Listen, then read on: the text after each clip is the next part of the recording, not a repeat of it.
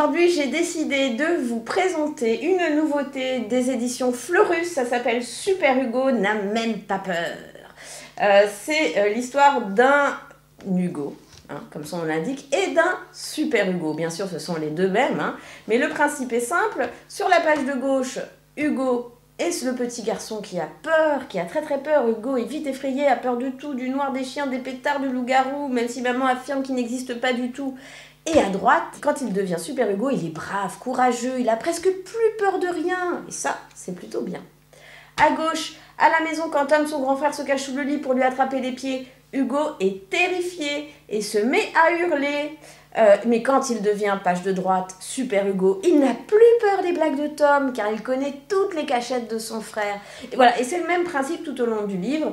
Hugo déteste les petites bêtes, surtout celles qui volent, mais page de droite, quand il devient Super Hugo, il reste aussi calmement et ferme bien la bouche, assis calmement, pardon, et ferme bien la bouche pour que la guêpe n'entre pas dedans. Du coup, il n'a pas du tout peur.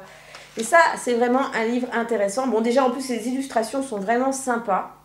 Moi, j'aime bien, c'est coloré, c'est rond.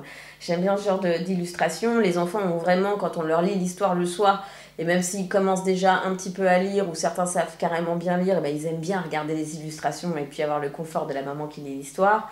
Donc, côté illustration, ça me plaît. Et côté histoire aussi, parce que mon fils, par exemple, est dans un âge où il a un petit peu peur de tout. Il a peur des couloirs, il a peur des bruits, il a peur des bêtes, tout ça. Donc, ça vient à point nommé, hein, ce petit garçon qui a peur et puis qui est rassuré par son double un petit peu plus fort que lui, le Super Hugo.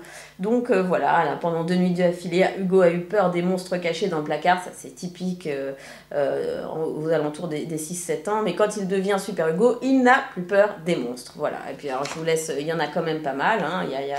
Il y a pas mal de pages. Donc voilà de quoi se régaler le soir avant de dormir et de rassurer votre enfant au maximum. À la fin du livre, on voit le diplôme décerné à Super Fantin, hein, c'est le prénom de mon petit garçon, avec la photo qu'on va coller, bien sûr. Donc voilà, ça veut dire mission accomplie. Votre petit garçon ou votre petite fille n'aura plus peur. Bon, enfin, plus petit garçon, puisque Super Hugo, comme il s'identifie, c'est quand même plus adressé aux petits garçons. Voilà, c'était Super Hugo n'a même pas peur, aux éditions Fleurus. Je recommande et je vous dis à bientôt pour d'autres démos. À ciao!